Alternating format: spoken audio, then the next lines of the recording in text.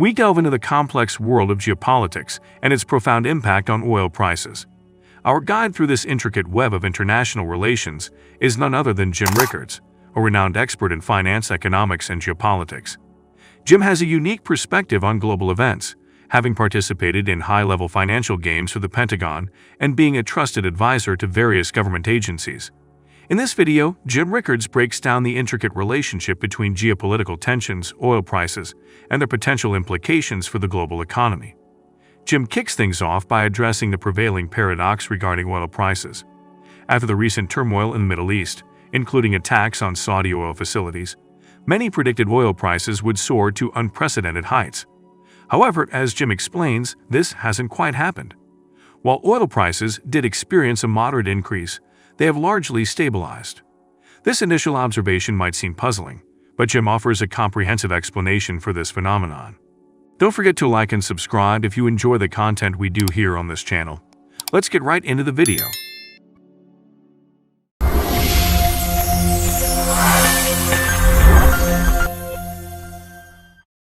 And this is where, for investors, I think the impact on oil prices is so important. So when the war started, when the war broke out after the attack on October 7th, we said, oh, oil's gone to 100 or 150 or whatever. It hasn't, and there was no particular reason to think that it would, based on what I just described.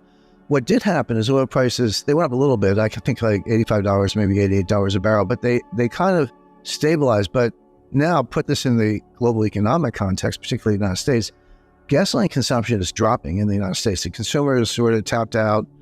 The third quarter numbers might be okay based on July and what consumers were doing. They were spending their savings and using up their credit cards. Well, there are limits to that. Your savings get to zero and your credit card is tapped out and you can only make the minimum payment. And 20% interest, your principal is going to double in 3 years. So that's not going anywhere. It kind of looks like the consumer slammed on the brakes maybe around the middle of August, certainly in September. So we're entering the fourth quarter, finished the third quarter, entering the fourth quarter with a lot of consumer weakness. Gasoline consumption is down. That's usually pretty inelastic demand. You still got to get to work and take kids to school and all that. But gasoline consumption is down, which is a really negative economic sign. So, and a lot of other things are deflating. So with that as background, one would expect that the wholesale price of oil, WTI and Brent would come down, but it hasn't. So I would say, if you say, what's the impact of the war so far, is that the South oil prices have soared, but they haven't come down. There's a floor. Now the question is, off of that floor, does it stay there, or does something else happen that causes it to spike up to that $120, $150 barrel oil that some people have been talking about? The answer is it could, depending on Iranian involvement. Iran is the key to the whole thing. So Iran supports Hamas, but they have much larger support for Hezbollah. I mean, I wrote a monograph for one of the Washington think tanks 2 years ago it was on Lebanon, but you can't write about Lebanon without talking about Hezbollah, how they finance things, and and a lot else. Hamas is militarily much larger. Sorry, Hezbollah is militarily much larger, much stronger, much better armed than Hamas. As I say, Hamas is coming on bulldozers and paragliders. Hezbollah's got drones and precision missiles, and by the tens of thousands. A much larger force, better trained, better equipped, etc. So that's really, Hezbollah is really Iran's proxy army or mercenary army in Lebanon or the northern border of Israel. So two things. Number one, when Israel attacks Gaza, which we just talked about, does Hezbollah open a second front? So all of a sudden, the Israeli defense forces have got to be fighting in the north and the south, which obviously weakens them in both places because they can't concentrate more than a certain amount of force. Number one, Israel is preparing for that. They've already, as I say, I've been in the Golan Heights, I've been in the West Bank, I've been in Palestinian territory, Jordan, I've been all over the place there. And when you get up on the Golan Heights and realize why Israel's never giving it up, because it just looks down on all the Sea of Galilee, almost to the Mediterranean. But I've been to kibbutzes in that part of Israel. They're evacuating all that because they're worried about what Hezbollah is going to do next. So the first level of escalation would be if Hezbollah launches a substantial attack and Israel's in a two-front war. That will send the price of oil up, because the next step is Iran. Now, Iran's backing all of this, just to be clear. Iran's financing all of it, mostly Hezbollah, but also Hamas. And Iran's sharing intelligence, so Hamas doesn't have spy, doesn't have spy satellites, but Iran does, so they can share intelligence with Hamas and Hezbollah. Obviously, Iran has a very advanced missile program. They can share that with Hezbollah.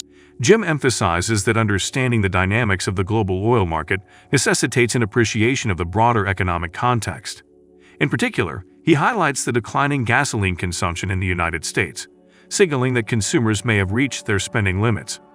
Jim points out that consumer spending was supported by savings and credit cards, but both resources have their limits, and this dynamic creates vulnerability in the economy. As we continue to explore the complexities of this issue, Jim delves into the pivotal role that geopolitics plays in shaping oil prices. He draws our attention to Iran, which has been a key player in the Middle East's geopolitical landscape. While Iran provides some support to the Syrian regime, it's Hezbollah that receives significant backing. Jim's expertise in this area shines as he discusses the financing and military capabilities of Hezbollah, making it a formidable force in the region. If Hezbollah opens a front in the north, then that's proxy participation, very close to direct participation by Iran. And then the question is, does Israel attack Iran, or does the United States get involved?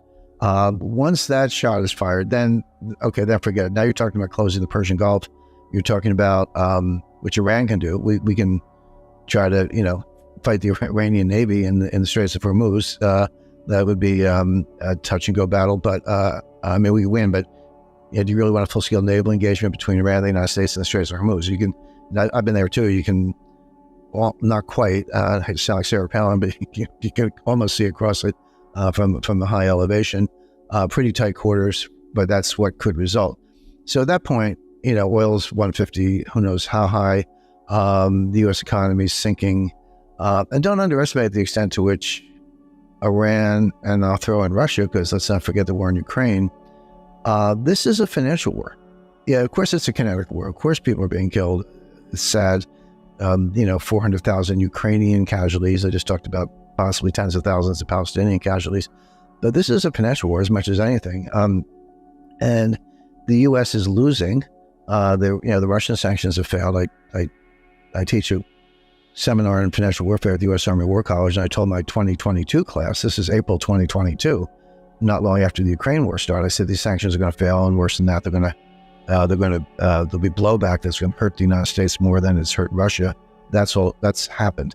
So we know a lot. There's a lot we don't know. I think we can correctly anticipate a large-scale Israeli land, infantry, armor, drone invasion of Gaza. But what we don't know is, will Hezbollah open a second front? Would escalate to Iran? But those are the things that are really going to tip the global economy into a global recession, if not a financial crisis. I was a facilitator and a participant in the Pentagon's first ever financial war game in 2009 at the Warfare Analysis Laboratory, part of Johns Hopkins. It's a top secret lab about halfway between Washington and Baltimore. The Pentagon did not need my help in war games, but they did need outside expertise in financial war. They had never done that before. And I even recruited, and they sort of, they had the FBI and the CIA and the Treasury and think tanks, what I call the usual suspects. I said, look, if you want a really good financial war, it involves, lying, cheating, and deception. We got to get some Wall Street people in here because that's what they're good at. So I was able to recruit a top private equity manager and one of the top analysts for one of the biggest banks in the world. Jim outlines two crucial scenarios that could significantly impact the global oil market. First, he raises the question of whether Hezbollah would open a second front when Israel engages in conflict, further destabilizing the region. Jim shares insights on Israel's preparedness for this scenario and the potential repercussions for oil prices. Second, he highlights the possibility of Iran's direct involvement, particularly if a substantial conflict were to break out. Jim's geopolitical acumen helps us envision the chain reaction that could lead to a full-scale naval engagement in the Strait of Hormuz, with dire consequences for oil prices and the global economy. Taking a step back, Jim reminds us of the bigger picture. He shares his experiences participating in the Pentagon's financial games, where they explored various scenarios that could affect the financial landscape. Jim's insight into the vulnerability of the US dollar is both thought-provoking and cautionary. He argues that the most significant threat to the dollar doesn't come from external factors, but from within the United States itself. Over-reliance on sanctions, particularly freezing the reserves of other nations, could lead to a loss of trust in the dollar and prompt countries to seek alternatives. So we got a little Wall Street expertise in the room. It went extremely well. Since then, by the way, the scenario we did in 2009 was that Russia and China were going to accumulate gold and start a new gold-backed currency and try to run the dollar off the road. So we did that 14 years ago, warned the Pentagon. The whole idea of a war game is not to do today's war. It's to look 5-10 years down the road and help people prepare for what might be coming. We're there now. I mean, you and I talked about the BRICS and other multilateral efforts to get out from under the dollar. But I did another war game, what we call tabletop. You just get 11, 15 experts around the table, and you talk it through. It wasn't quite as elaborate in that sense as the 2009 war game. But I was sitting one seat away from one of the top officials at the United States Treasury, who was he was like the dollar guy, liaison to Asia, Japan, and China, and so forth. And so I basically tell them, you're in a vault in the Pentagon, but I tell them what I tell your viewers. The greatest threat to the dollar doesn't come from overseas, although there is a threat. It comes from the United States itself. We're the ones destroying the dollar by overusing sanctions. And that's what I said at the time. I said sanctions can be effective, but when you overuse them, you create an incentive for your adversaries to get out from under the dollar system, to come up with alternatives. Easier said than done. Takes a long time, but they begin working on that because they don't want to be the next victim. And if you say, what was this? I hate to use cliches, but the straw that broke the camel's back is when the United States froze about $250 billion of treasury notes and securities owned by the Central Bank of Russia. Those were their reserves. They had them invested, not all of them, but a lot of the reserves in U.S. treasuries. We froze them. That was unprecedented. I mean, we kicked Iran out of SWIFT, and we did the same thing with Russia. We did a lot else to Russia, but freezing central bank reserves of a major global power, largest atomic nuclear arsenal in the world, et cetera, had never been done before. Well, think about that from the perspective of Brazil, Saudi Arabia, India, Turkey, a lot of other countries. You're sitting there saying, well, if they did that to Russia, what if I do something the United States doesn't like? Are they going to freeze my reserves? And the answer is maybe yes. So you've now created a very powerful incentive to get out from under dollar hegemony. It didn't come from them. It came from us because we were overusing the reserves. So I pointed this out in this war game I'm describing. And this Treasury official, he kind of slammed both hands, face down on the table, boom, like that. He goes, the dollar has been the global reserve currency. It is the global reserve currency today, and it will always be the global reserve currency. And I turned to him and said, David, I feel like I'm in Whitehall in 1913 listening to John Bull say sterling is the global reserve currency and it always will be. And then, 30 years later, it was done.